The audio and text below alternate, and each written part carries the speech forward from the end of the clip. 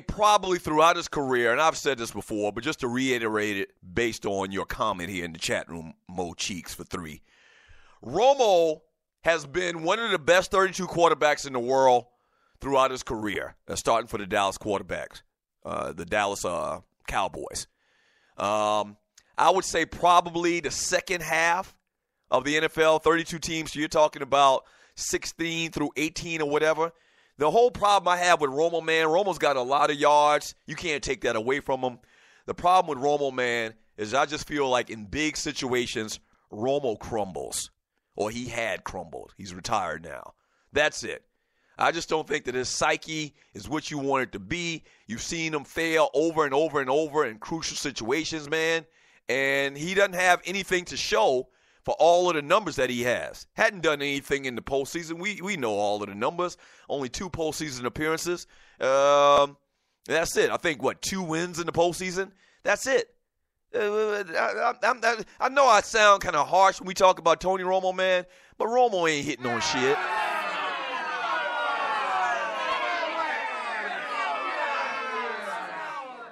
From Leonard Pittsburgh Finest, Doug, you sound like he's preaching this thing. Do you want a glass of OJ with a napkin on top? Nah, man.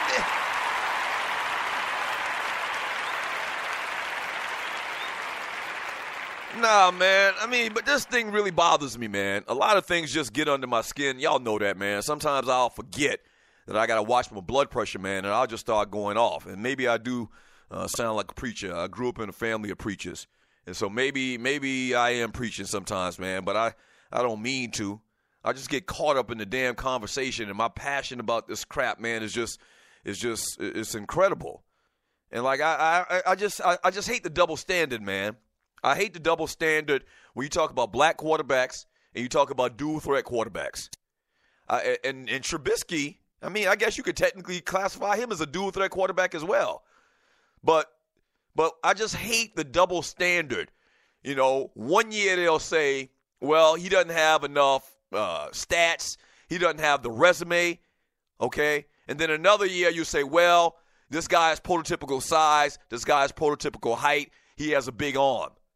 And then sometimes when the guy is both, you'll find a reason to pick a guy with very little experience, and talking about Mitch Trubisky from North Carolina, to guide. When you look and you talk about all of the different categories that you need for a quarterback, you can check off everything. The only thing that you could come up with on why a team would want to get Trubisky over Deshaun Watson is the fact that he plays in a system where he kind of was looked to run the football, a dual threat quarterback, which a lot of times is a black quarterback. I'm not saying that this is a situation where they're trying not to draft a black quarterback high, because clearly we've seen black quarterbacks drafted high. If you talk about Jamarcus Russell and Cam Newton and all of those guys and whatnot, I just think that these cats are ignoring, and that might have a little bit to do with it, don't get me wrong. I just think that these cats, man, are still fighting this dual threat quarterback phenomenon that we're seeing right now and over the last couple of years. And once again, a lot of times those quarterbacks are black. I mean, it is. I mean, it's just a fact. And how you can say with the numbers and their history and their credentials, once again, that we're going to take Mitch Trubisky over a guy, I don't want to repeat myself, but a guy that went to 2 national championships, and not just went to 2 national championships, balled out of control. This man threw for like over 500 yards against Alabama the first year. The second year threw for over 400 yards, ran for a couple of touchdowns, and beat Alabama. Remember this year, they were saying Alabama statistically had the best defense in college football history. And Deshaun Watson carved them up.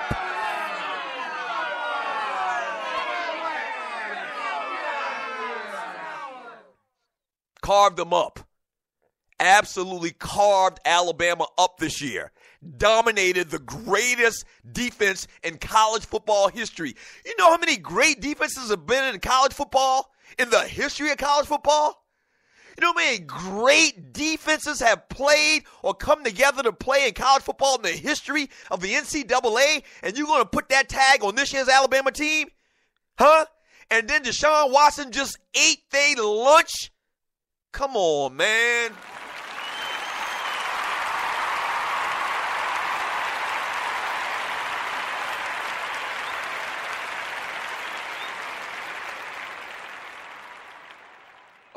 Oh, man, you can go back and Google search right now, and you're listening to the Doug Stewart Show.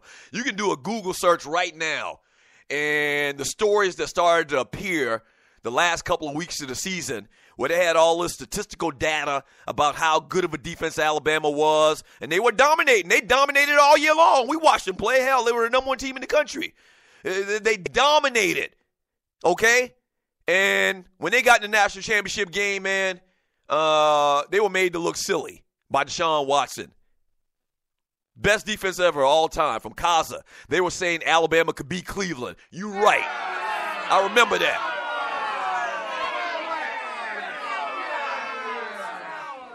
Right. I heard that statement as well at the end of the year.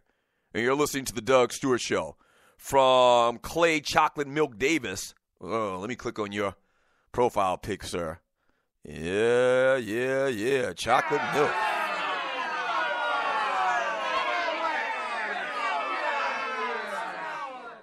Yeah, from Wody 504.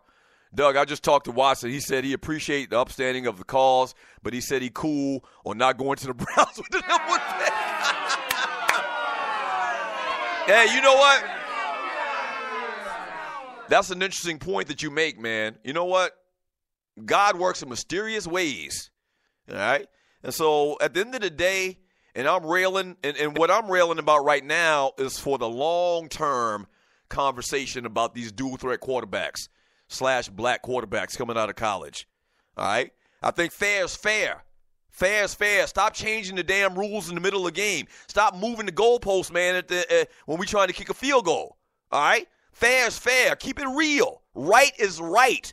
Don't switch up the damn, the equation year in and year out to meet what you're trying to get to. Okay? You can manipulate stats any way you wanna. Stop doing that. But at the end of the day, man, Wardy 504, you might have a point, bro. He don't want to go to the Cleveland Browns. They're a train wreck. Yeah, they're a train wreck. So you know what? I'm going to look at the bright side of this thing. You're exactly right, Wardy 504. He don't need to go to the Browns anyway.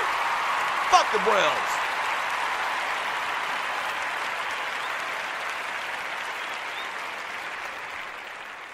Al flipped the switch Thompson. I like him, but Deshaun isn't worth the number one pick in the draft. Wait, don't get me wrong now. I'm not saying that Cleveland should take him number one. I'm not saying he should be the number one pick in the draft. I'm saying he should be the number one quarterback. Far and away. Not even close. Like, this discussion to me is really ignorant. The fact that we're discussing who should go first between Deshaun Watson and Mitch Trubisky, to me, is insane. No, I'm not saying that he should be the number one pick. I'm saying he should be the first quarterback that comes off the board. Period. From Mo Cheeks for 3, Clay, hate to disagree. That was Bama's best defense I've ever seen. They didn't give a damn inch. Oh, my gosh. I'm not saying, let me back up again as well. I got to clarify some things. I'm not saying Deshaun Watson should be the number one quarterback or the number one player drafted. I'm saying he should be the number one quarterback. And I'm not saying Alabama's defense was not good. They were very good. They were one of the best defenses that I ever saw. I'm not saying that they weren't a good defense. What I'm saying is this great defense that everybody was telling everybody about, which was, okay, once again, I agree, got carved up by Deshaun Watson. Not 1 year in a row, 2 years in a row. They didn't win the national championship the first time, but he destroyed their ass the first time around. And now everybody got amnesia.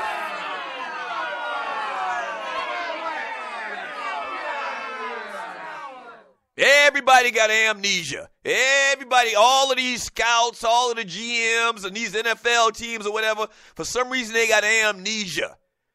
Because this guy can use his legs. And that's another thing I hate. I'm not going to get into that. I hate the fact that that everybody feels like you shouldn't use your God-given ability. Damn it, the man can run, let the man run. As long as you move the damn chains, man. Do whatever you have to do to win football games. Oh, he shouldn't run. I hate that. That's another pet peeve of mine. It's just ridiculous, man. And it doesn't make any sense at all. From that ninja in the chat room on Spreaker.com. Who the hell just said he's not worth the number one pick when they took Jared Goff number one last year? Stop watching the four-letter network. That's fine. I would take Myles Garrett before I would take Deshaun Watson. If I needed a quarterback in number one, if I needed a quarterback more so than everything else, if I had a good defensive line, if I had good defensive ends, and all we need is a quarterback, and I'm the Cleveland Browns, yes, I would take Deshaun Watson number one. But they need too much things. So I'm not saying that he shouldn't necessarily be number one. If they need a quarterback that bad, and they're going to take a quarterback at number one, it should be Deshaun Watson. Period. It should be him. Shouldn't even be a question. The whole damn conversation to me is really silly when you think about it. How the hell are you going to talk about some damn Mitch Trubisky? God bless his soul. He might be a good quarterback once again. But based on the evidence that we have, why would anybody think he's going to be a better quarterback than Deshaun Watson? Stop it. Just stop it.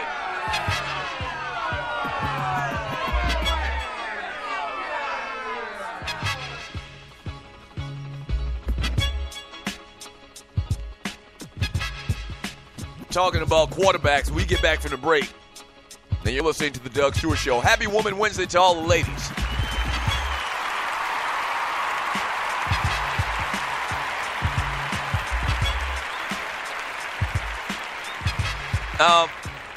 Speaking of quarterbacks, man, Matt Ryan speaks.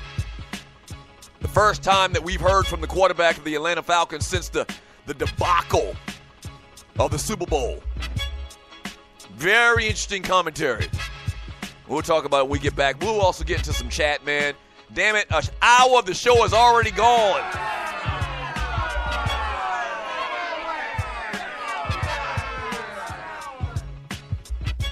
Damn. Time flies when you're having fun, I guess. More football talk when we get back. Don't go away. The Doug Stewart Show. Happy Woman Wednesday.